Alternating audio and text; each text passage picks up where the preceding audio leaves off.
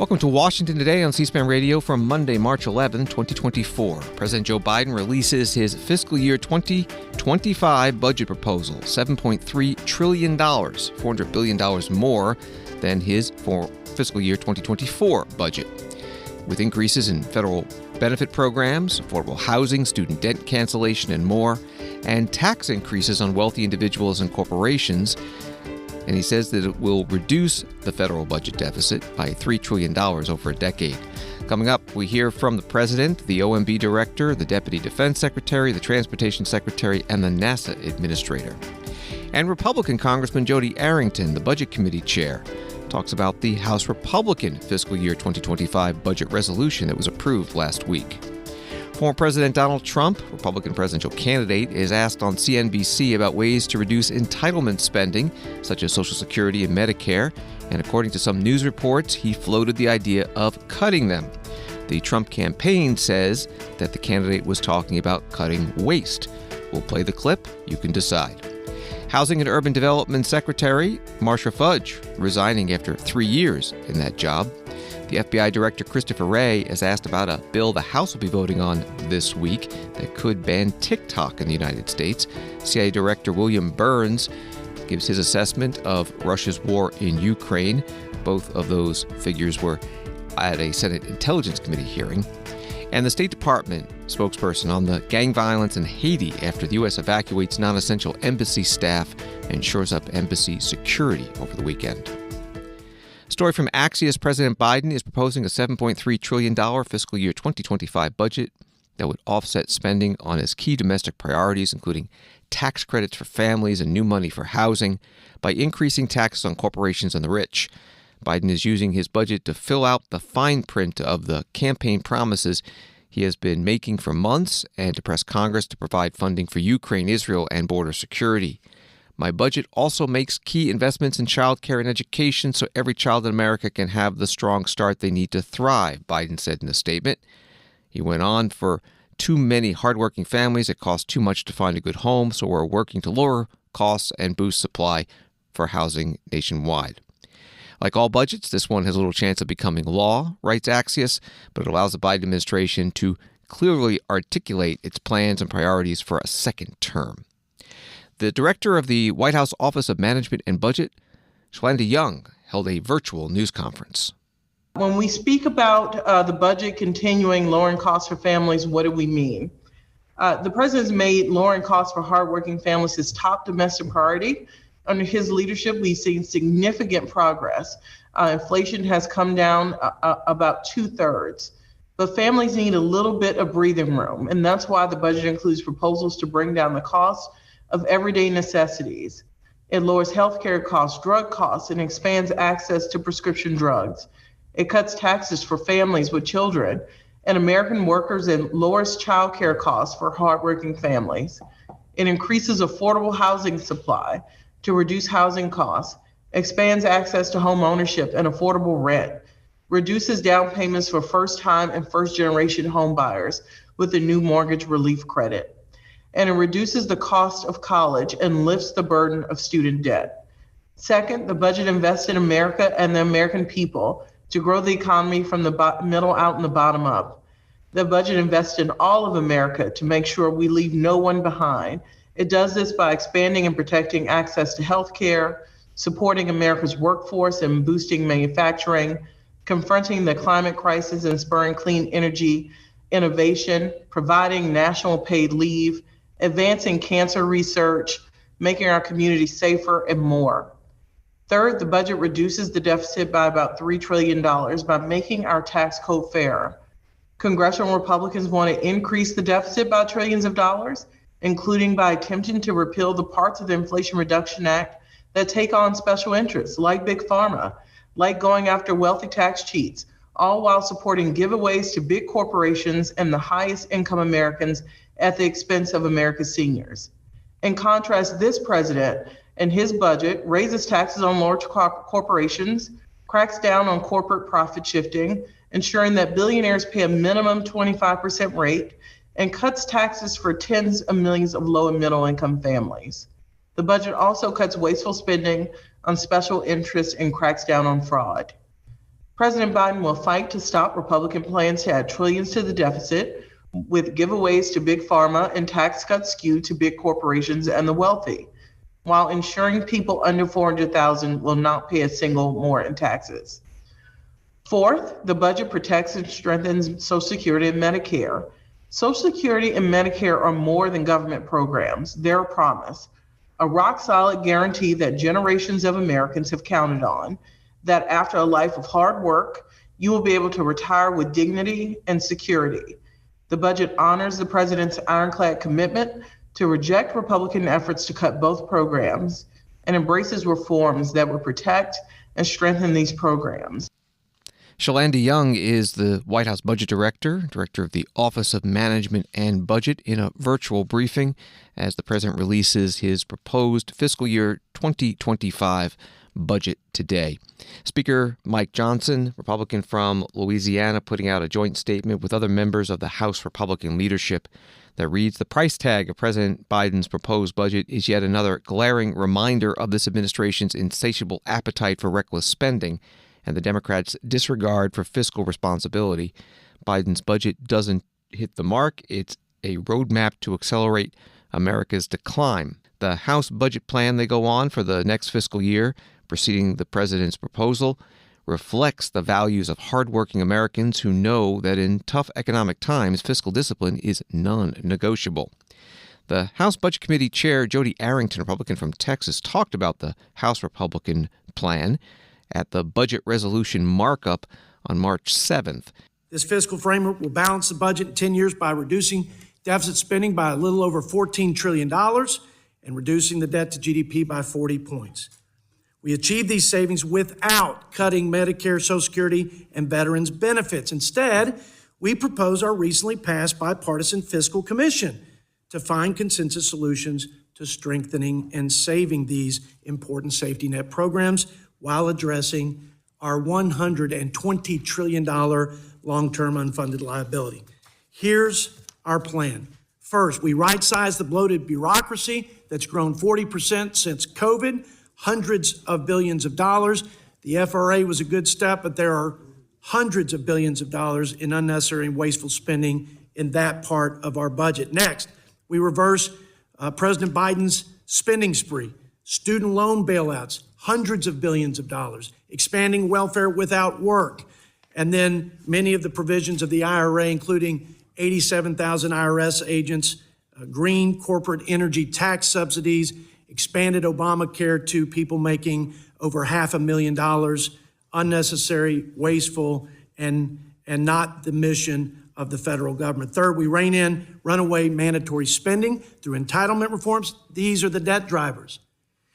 Mandatory spending makes up 73% of our budget today. In 10 years, CBO says it'll be 80%, but it represents 90% of our growth in spending. We must address it if we want to reverse the curse of a debt crisis. Fourth, we root out rampant waste and fraudulent spending. According to GAO, that's over $2 trillion.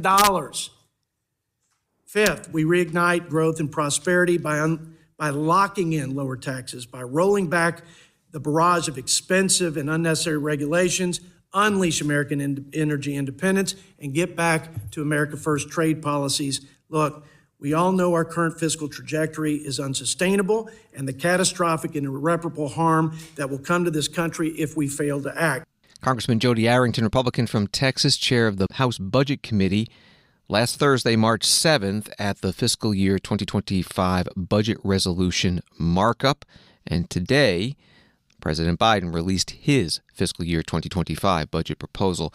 On the House GOP plan to balance the federal budget in 10 years, Associated Press writes their measure would depend on rosy economic forecasts and sharp spending cuts, reducing $8.7 trillion in Medicare and Medicaid expenditures, and that President Biden has pledged to stop any cuts to Medicare. On the president's proposal out today, this from Federal News Network, the Biden administration is asking Congress for $1.63 trillion for defense and non-defense discretionary accounts in 2025, which is $11 million or 0.7% over the enacted levels for 2023. The new spending proposal breaks down to $895 billion for defense spending and $734 billion for non-defense spending, 4.3% above and 3.4% below the enacted 2023 spending levels, respectively. That was from Federal News Network. The Pentagon held a briefing today about their version of the president's proposal for fiscal year 2025. Here's the Deputy Defense Secretary, Kathleen Hicks. This year's FY2025 defense budget request at $849.8 billion would build on and advance generational military investments we've put in motion over the past several years. For the fourth year in a row, our budget furthers our goals to defend the nation, take care of our people, and succeed through teamwork. Unlike our prior budgets, however, the FY25 request is capped by the Fiscal Responsibility Act. Because of these statutory caps and as good stewards of taxpayer dollars, we made smart, responsible choices to work within those limits. The result is a strong focus on executability and necessary emphasis on near-term readiness and people investments. But to be clear, we must grow the defense budget in the out years of our future years defense program if we want to achieve the goals of the National Defense Strategy, especially in the face of rapid modernization by the PRC. Now, budgets are statements of priorities, and we used a rigorous process guided by our strategy to arrive at the resourcing determinations we've made. That process included close dialogue and collaboration among senior DoD leaders representing every defense component, military service, and combatant command. Together, we remained singularly focused on identifying the programs and plans that best meet the demands of today's warfighters and their families while making smart investments in the future. That's vital because since day one, Secretary Austin and I have emphasized the urgency to innovate. One key focus in innovation is overcoming institutional challenges that inhibit our ability to accelerate delivery of critical capabilities to the warfighter at speed and scale. That's the goal of Replicator, including its first focus area on all-domain attritable autonomous systems and many similar initiatives the department has underway. So even under the FY25 cap, we continue to make investments in basic research, advanced technology, experimentation, artificial intelligence, and cyber and space capabilities. And we are committed to robust procurement, sending strong market signals to industry. The Deputy Defense Secretary Kathleen Hicks in a Pentagon news conference on the release of President Biden's fiscal year 2025 budget request. A story about the overall budget request from Business Insider reads that Biden's budget for fiscal year 2025 seeks to restore the expanded child tax credit first enacted under the American Rescue Plan. That legislation meant parents received a beefed-up refundable credit partially through monthly checks, ultimately halving child poverty. The budget also seeks to lower child care costs so that families earning less than $200,000 would pay $10 or less per day of care, and to enact a national paid family and medical leave program. Other key elements of Biden's budget request include boosted funding for the Federal Student Aid Office to facilitate the repayment transition for millions of student loan borrowers, further investments in climate programs, and efforts to support more affordable housing in the country. That from Business Insider. The Transportation Secretary Pete Buttigieg also held a news conference today on his department's budget request. Our U.S. DOT budget request of $146.2 billion would allow us to continue advancing work on a number of areas, and I'd like to highlight just a few. The budget includes $16.8 billion for the Federal Transit Administration to support urban and rural transit service, including $2.4 billion for major capital projects through the Capital Investment Grant Program, or CIG. For example, it provides $350 million to extend the Red Line in Chicago to the far south side, including the community of Roseland, which stays in my mind because I noticed when we visited there, as residents from that part of South Chicago were describing how long it takes them to get to the Loop, the downtown area where most of the jobs are, that residents of the neighborhood of Roseland in the city limits of Chicago take about an hour and a half to get downtown, which is the same as the community of Roseland, Indiana, which is 90 miles away, if you do have a car. But we're fixing that. And it's estimated that over 13,000 people a day will be boarding the L at these newly created stops and be able to benefit from more of the economic opportunity in their city. So just one example of the life-changing potential of the CIG program that's getting robust funding in this request.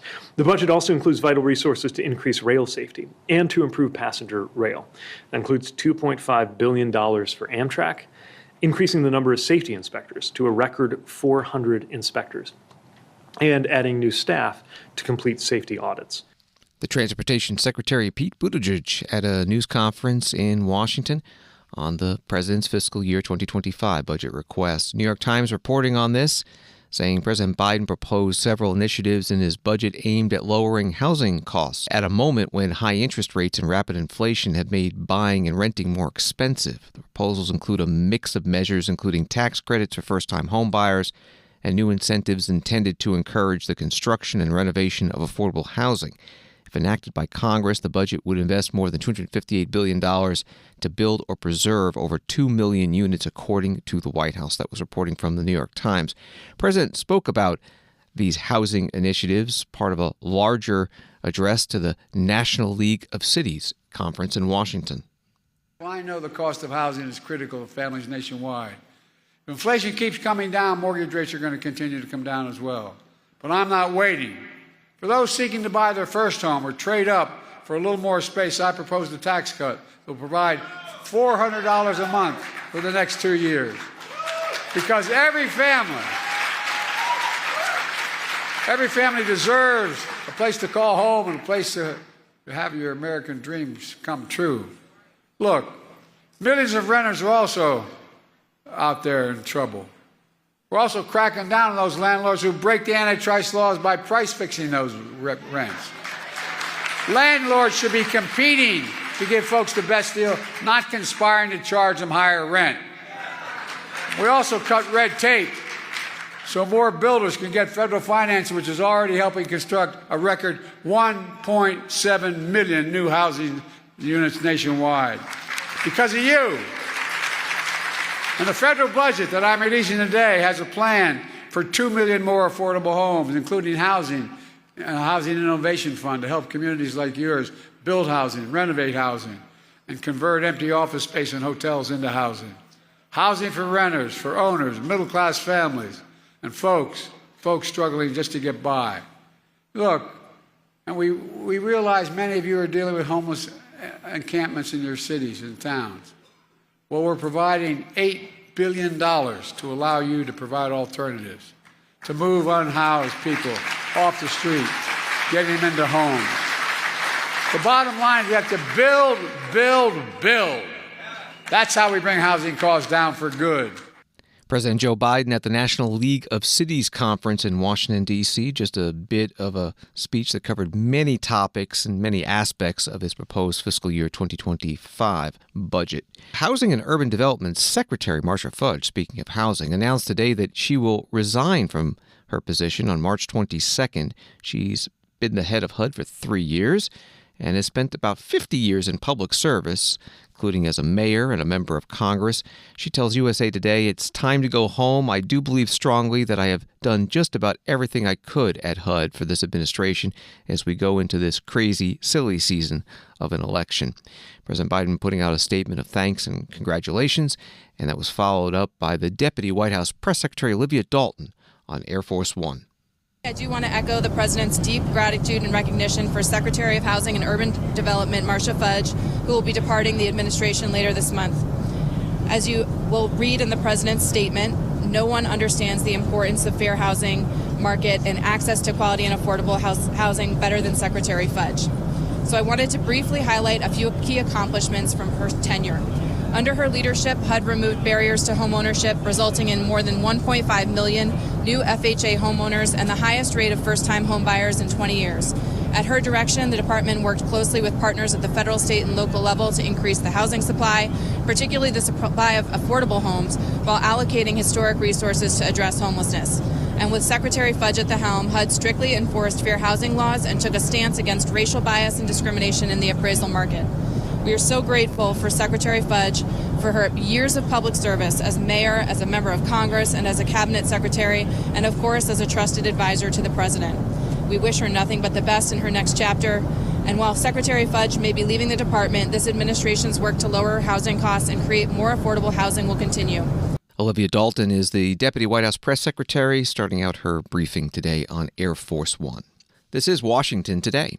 From Forbes, former President Donald Trump briefly suggested cutting spending on entitlements like Social Security, Medicare, and Medicaid while speaking to CNBC's Joe Kernan on Monday, a departure from his previous positions in 2016 and 2020 when he vigorously defended the popular programs, though his campaign quickly claimed he's only interested in cutting waste. That was reporting from Forbes. Here's part of the exchange on CNBC.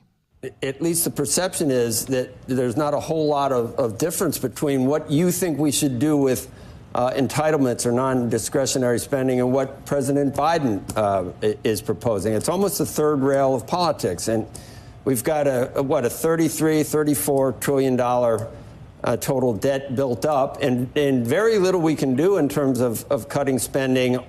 Discretionary is not going to help. Have you changed your outlook on how to handle entitlements, Social Security, Medicare, Medicaid, Mr. President? It seems like something has to be done, or else we're going to be stuck at 120% of debt to GDP forever.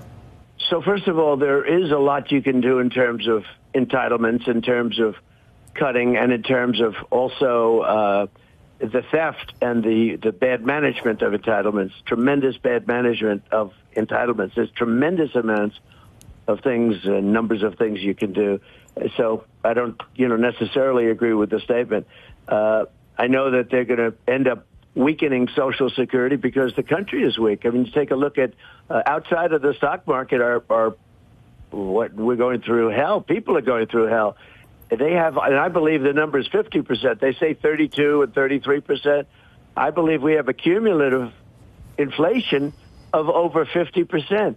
That means people are, they have to make more than 50% more over a fairly short period of time to stay up. They've gotten routed. The middle class in our country has been routed. And the middle class largely built our country. And they have been treated very, very badly with policy. When I was president, I was doing a job. We were going to start to pay off debt. We would drill, baby, drill. We were producing oil, but we were going at a much higher level, oil and gas. Former President Donald Trump, the expected 2024 Republican presidential nominee, in an interview on CNBC today. The Biden re-election campaign posted a shortened version on X, stopping at the word cutting, and the president's account adding, "not on my watch." The Trump campaign then posted, "If you losers didn't cut his answers short, you would know President Trump was talking about cutting waste." Well, there's a lot of debate today about federal budget proposals for fiscal year 2025 and beyond. The president releasing his official plan, and the House Republicans had marked up their version in committee late last week. Funding for the current fiscal year, which started October 2023 and runs through September 2024, is not yet completed. We spoke to Bloomberg government Congress reporter Jack Fitzpatrick. They've done 6 of the 12 appropriations bills. They have not done the biggest ones or the toughest ones. So the outstanding issues are the Department of Defense, the biggest non-defense bill, which is labor, HHS, and education. And usually, especially this year, the toughest one to resolve is Homeland Security. You've heard plenty of arguments over immigration policy, border security that's played into the foreign aid debate. That makes it very difficult to fund the Department of Homeland Security, so that's an especially difficult one. It also includes state and foreign operations, funding the Department of State at a time when there's this debate over Ukraine aid, Israel and Palestine, Hamas. That is not an easy one either. So they've got a lot of money at stake, a lot of programs at stake, and they're the bigger, tougher issues left for next Friday. Leaving the toughest for last, and the clock is ticking. What sort of pressure is Speaker Johnson under here in his negotiations? Is this looking like this might be one of those bills that might get more Democratic support than Republican support if it goes to the House floor? It certainly could. They got more Democratic support than Republican support in the vote for the first 6 bills. And again, those were supposed to be the easier ones. Now, one of the pressure points for a speaker is, can you follow the Hastert rule? Can you get a majority of the majority and at least make sure that there are more Republicans voting for it than Republicans voting against it? Because this has to be bipartisan, it has to have the president's support. It has to get through a Democratic-controlled Senate. You're not going to get 218 votes just from Republicans. You are going to need something bipartisan. It is tough for the speaker to envision any circumstance in which he's not relying on a great number of Democratic votes. But if he can at least get a majority of his caucus to support it, that protects him to a pretty significant degree. And he did manage that, at least for these first 6 bills. Bloomberg Government Congress reporter Jack Fitzpatrick on C-SPAN's Washington Journal program this morning. Find our full segment with him, archived at cspan.org. On Wall Street today, the Dow up 46, NASDAQ down 65, S&P down 5. The Wall Street Journal reported this past weekend that the Justice Department has opened a criminal investigation into the door plug blowout at 16,000 feet on that Boeing 737 MAX 9 jet plane operated by Alaska Airlines. The journal, citing documents it has viewed and anonymous sources, said the investigators have contacted passengers and crew on that flight from January 5th. Today, the Transportation Secretary Pete Buttigieg and the FAA Administrator Michael Whitaker were asked about that. We learned recently the DOJ investigation, criminal investigation into Boeing, and then this weekend that Boeing doesn't appear to have records around removing a door panel during manufacturing. It raises, again, a question: if you can't trust Boeing to install bolts or document that they installed the bolts, how do you trust that they're building anything safe? I'll toss to Mike in a moment to share more from the FAA perspective. Obviously, we respect the independence of DOJ and NTSB doing their own work, but we're not neutral on the question of whether Boeing should fully cooperate with any entity, NTSB, us, or DOJ, and they should, and we expect them to. I would also say the administrator's leadership has been really critical to making clear to Boeing that they need to go through a serious transformation here in terms of their responsiveness, their culture, and their quality issues. With that, let me turn it over to the administrator to share a little more about how he's approaching this. Thank you. I guess I would just add, as you know, we've increased our audit and our oversight of Boeing pretty significantly since January 5th. If we see something that requires us to cease production or pull something down, we'll do that. But we're continuing that oversight, and we're working with Boeing and demanding that they come up with a very detailed plan within the next 90 days to fix the quality issues that are out there. And while that work is going on, we will continue to increase our oversight to make sure the planes that are getting their airworthiness certificates are safe airplanes. Is not having the paperwork on we took a door off and put it back on not enough of a red flag to take additional action? I mean, that seems like a fairly glaring mess up. Right, and that's part of the NTSB investigation. As part of our investigation, we've issued a letter of investigation over the incident. It is one of the factors that we're considering as we formulate a plan to get the quality assurance where it needs to be. There should be paperwork for that. Federal Aviation Administration Administrator Michael Whitaker and Transportation Secretary Pete Buttigieg at a news conference in Washington. The National Transportation Safety Board, NTSB, has concluded that bolts on the door plug likely were not reinstalled after being removed for repair at the Boeing plant in Renton, Washington. Alaska Airlines putting out a statement. In an event like this, it's normal for the Justice Department to be conducting an investigation. We are fully cooperating and do not believe we are a target of the investigation. Washington Today continues in a moment.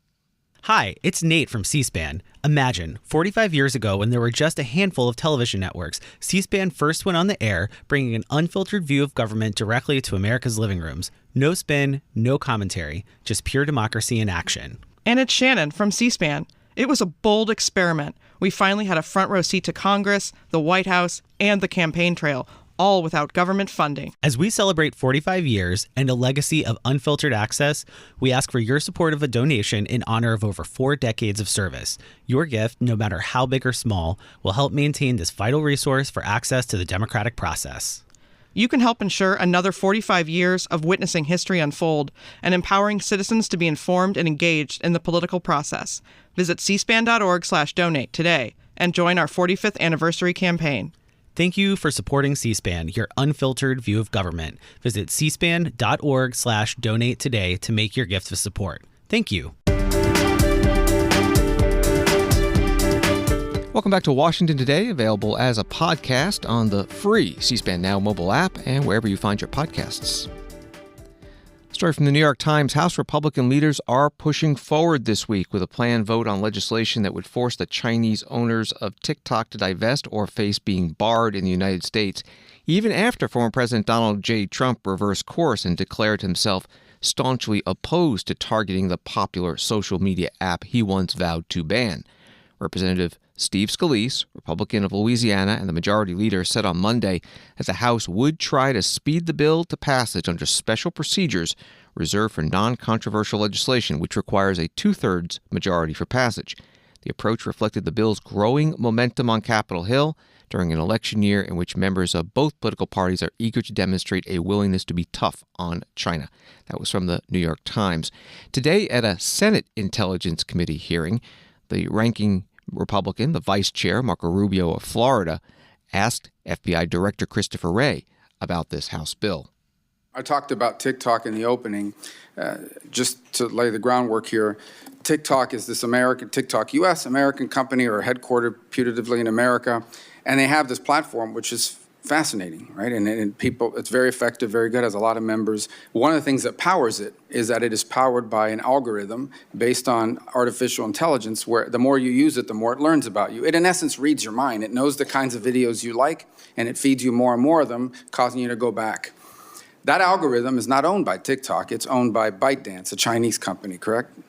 That's my understanding. And so the only way that algorithm works is if that Chinese company has access to the data being generated by TikTok. The owner of the algorithm, ByteDance, has to have access. So it doesn't matter where the data is stored. Ultimately, they have to have access to it in order to make the algorithm work. Correct? Right. I mean, I think what you're getting to is the key point is that the parent company is, for all intents and purposes, beholden to the CCP. Well, the reason why I raise that is if ByteDance in China is the one that owns the driver that makes TikTok effective, isn't it true that under Chinese law, the Chinese Communist Party says that data that you're gaining access to in order to make your algorithm work, we want a copy of that data? If they said that to ByteDance in the future, ByteDance would have to give it to them. That's my understanding. And if they went to them and said, we want you to change your algorithm so that Americans start seeing videos that hurt this candidate or help that candidate in the upcoming election, ByteDance would have to do that under Chinese law. That's my understanding. And if they said, we want you to put out videos that make Americans fight with each other or spread conspiracy theories and get them at each other's throat, ByteDance can't go to Chinese court and fight the Communist Party. They would have to do it. That's my understanding, and I would just add that that kind of influence operation, or the different kinds of influence operations you're describing, are extraordinarily difficult to detect, which is part of what makes the national security concerns represented by TikTok so significant. All right, thank you. Senator Marco Rubio, Republican from Florida, vice chair of the Intelligence Committee, questioning the FBI Director Christopher Wray. And the U.S. House plans to debate the bill Tuesday to require ByteDance divest itself of TikTok or face a ban of TikTok in U.S. app stores. Tuesday afternoon, the bill is H.R. 7521, titled Protecting Americans from Foreign Adversary-Controlled Applications Act. We will, of course, have live debate on C-SPAN television and on the C-SPAN Now mobile app, gavel to gavel. Story from CNN: Hungarian Prime Minister Viktor Orban has said Donald Trump would effectively end the war in Ukraine by cutting off funding to Kyiv should the former president return to power in November. Orban said in an interview to Hungarian broadcaster M1 Broadcast on Sunday, Donald Trump has a very clear vision. He says the following: first, he will not give a single penny for the Russo-Ukrainian war. That's why the war will end, because it's obvious that Ukraine cannot stand on its own 2 feet.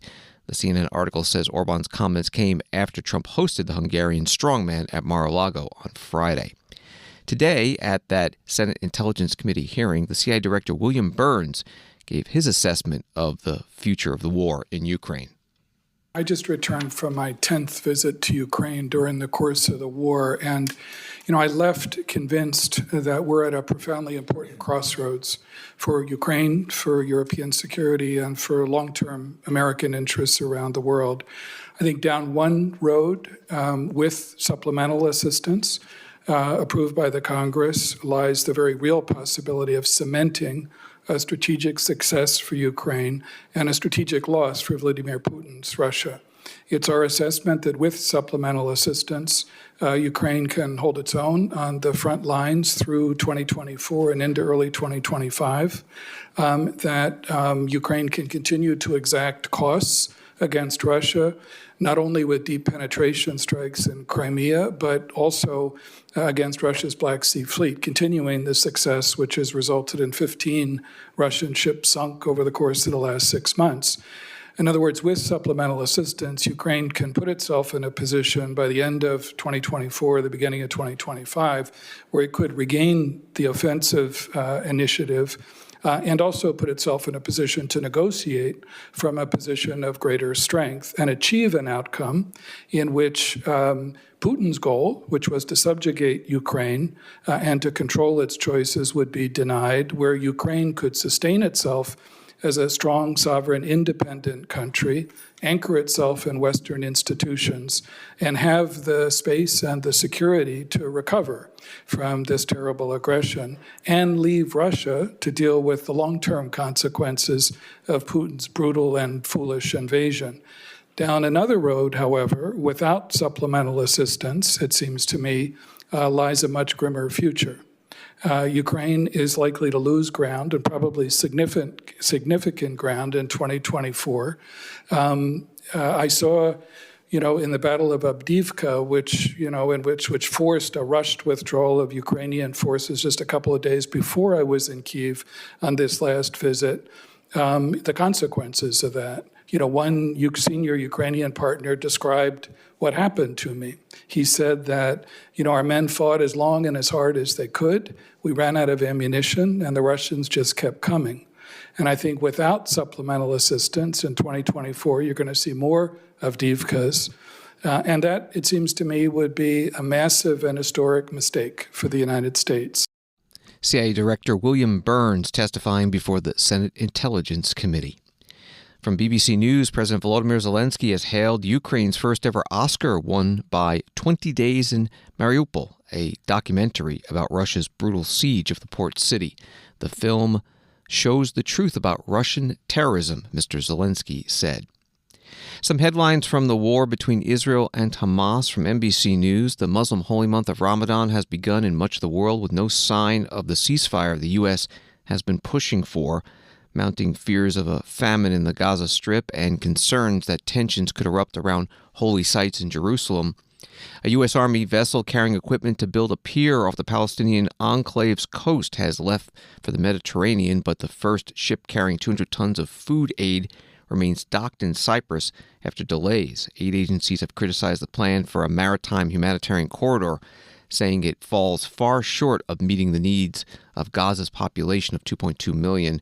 And Israeli Prime Minister Benjamin Netanyahu has defended his policies after President Joe Biden said in an interview on MSNBC that he was hurting Israel more than helping. Netanyahu also vowed to move ahead with plans for a military offensive in Rafah, the southern city, where some 1.5 million Palestinians are sheltering. That was from NBC News. Reporters asked the White House Deputy Press Secretary Olivia Dalton aboard Air Force One about President Biden and Prime Minister Netanyahu's views on how that war is going. He said the other day that going into Rafah would be a red line.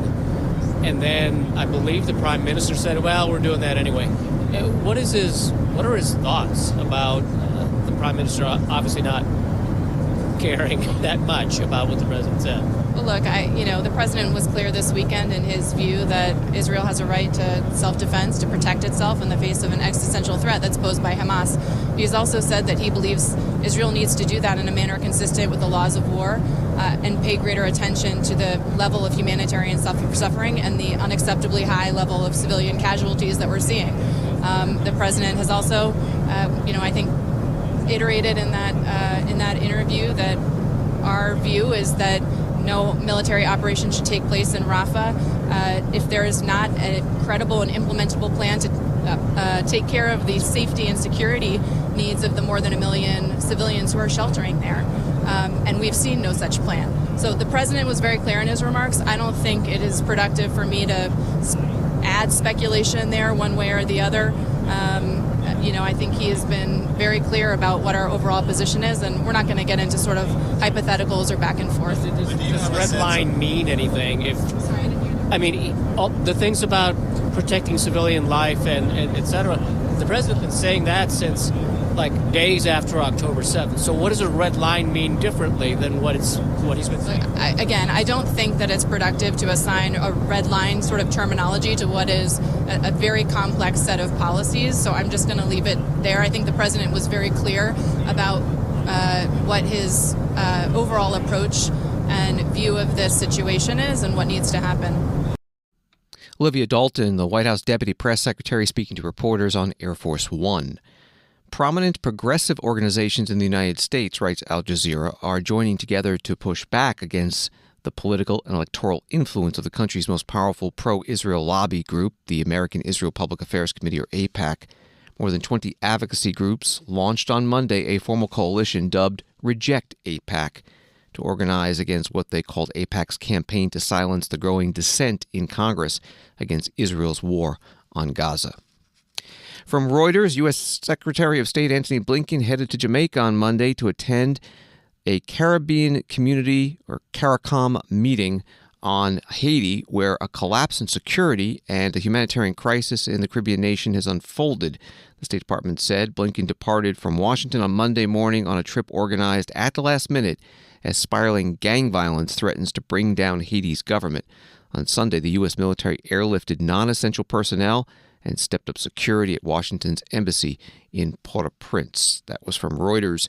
More on this from the State Department spokesperson Matthew Miller at his briefing in Washington. So the Secretary is in Kingston, Jamaica today to attend the CARICOM high-level meeting on Haiti to advance a compromise on the ongoing political stalemate threatening the country's citizens and security. The proposal that is on the table that CARICOM has developed over the past several days in consultation with Haitian stakeholders, in consultation with the United States, would expedite a political transition through the creation of a broad-based independent presidential college to steer the country toward the deployment of a multinational security support mission and free and fair elections, and that's what I expect the Secretary will be discussing with his colleagues. Prime Minister Henry have any presence there virtually or other? I am not aware of any, but as always, I will defer to him to speak to his travels. And is it your understanding he's still in Puerto Rico? Again, I'm going to defer to him to speak to his travels. Can you tell us any more about the decision to evacuate some embassy personnel? So, as you may aware, we have been on order departure status since last July, where we have ordered a certain number of embassy personnel to leave. Since we went to that status last July, there have been embassy personnel that have left at different times, and at times we have moved additional personnel in. So we had a number of embassy personnel that left over the weekend. We had additional security forces that deployed to the mission because of the security situation there, and we'll continue to assess the situation and make whatever appropriate decisions we need to protect our staff and personnel there. No. Can you say anything further about any American passport holders in Haiti, if there's any American citizens reaching out to the embassy, hoping for assistance, given the precariousness of flights in and out of Haiti and things that are developing quickly? So we are in contact with a number of American citizens in Haiti. I do want to reiterate that we have had a level 4 travel alert for Haiti for more than 4 years now, making very clear to American citizens that, number one, they should not travel to Haiti, that it is not safe to travel to Haiti, and number two, that if they are in Haiti, they should leave as soon as it's safe for them to do so. Now, obviously, that's a warning that has been in place for 4 years. It's not safe for a number of them to leave right now, and they're not able to leave right now because the airport has been damaged and commercial carriers have suspended flights. So what we are asking U.S. citizens to do today is to register through our crisis intake form, which you can get to through the embassy's website, and we will communicate with them the best information we have when we have it. The State Department spokesperson Matthew Miller at his news conference in Washington, he also said the U.S. is looking to expedite the deployment of that United Nations-backed multinational security support mission to Haiti, which will be led by Kenya. A headline at space.com, NASA Chief Bill Nelson promises a fight for the agency's 2025 budget request. The article says that the administrator says his agency was caught in a congressional compromise for spending cuts in fiscal year 2025, and he argued that NASA has bipartisan support, but like other government departments, received funding cuts in fiscal year 2024 and 25 because, quote, a small group in the House of Representatives held up the budget process. The administrator delivered his State of NASA address and talked about the budget proposal for fiscal year 2025 released today by the president, and saying the priorities were earth science, climate research, and a return to the moon. So today the administration announced the president's request for NASA for fiscal year 25. And that budget is $25.4 billion. That's an increase of $500 million over the previous fiscal year 24. In addition, that figure, if enacted, and it's a request to the Congress, if enacted, it would amount to more than a 9% increase in NASA appropriations since President Biden took office, when he asked Pam and me to lead this agency. Of all the deals that we could have gotten during the 2 years of the cap budgets, this is a good one. NASA fared better than other agencies and departments that are in that appropriations subcommittee report. It's a result of our advocates in the White House, in Congress, and right here in this building, pushing to get us the resources that we need to reach for the stars. I thank the President for his committed leadership to support NASA. I thank our friends in Congress who are committed to help us. And come fiscal year 26, which is not too far away, it's October of next year, you can expect that we're going to push for more resources. Why? Because our great work goes on using the resources that Congress gives us. Our work to return humanity to the moon and then reach onward to the red sands of Mars, that goes on. Our work to build from the ground up, hundreds of miles up, an economy and presence in low Earth orbit, that work goes on. Our work to transform the way we fly, leaner, cleaner, quieter, faster, that work goes on. The NASA Administrator Bill Nelson, a former U.S. Senator, Democrat from Florida, in his annual State of NASA address at NASA headquarters in Washington. Thanks for listening to Washington Today. Subscribe to C-SPAN's free evening newsletter, Word for Word, and you'll get the stories making headlines in Washington sent to your inbox each day. Sign up at cspan.org/connect. Have a good night.